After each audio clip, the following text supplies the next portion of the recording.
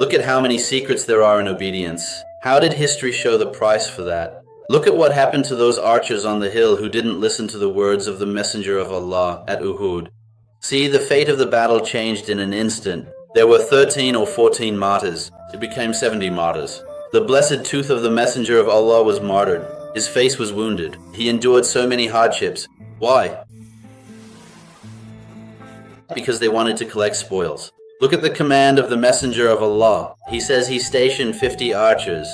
Only 8 remained there. Just look at that. 42 of them. Yet, when the spoils were finally collected, the Messenger of Allah would already make sure to give everyone their due and rightful share. He said, "Whether we win or lose, even if you see the enemy's corpses being eaten by birds, do not leave your post until I give the order." Look at that. Could there be a clearer command than this? Thinking they had already won, they rushed down from the hill. Look, why were they stationed there? Hazrat Khalid was waiting with a cavalry force of 200 men because he was already waiting for them.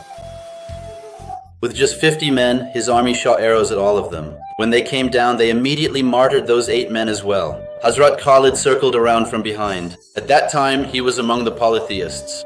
See how much trouble he caused the Muslim army. He slaughtered the people like that with his sword. 70 martyrs to the Messenger of Allah. A battle that had been won suddenly turned against them. Why? Because they didn't listen to the command. Look at Balaam bin Baura.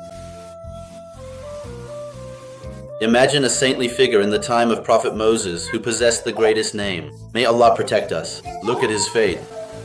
In other words, reaching a certain position. As I always say, getting somewhere is not the real issue. It's staying there that matters. If Allah grants you a secret through your effort and worship, it's very important that you can remain there, that you protect yourself there.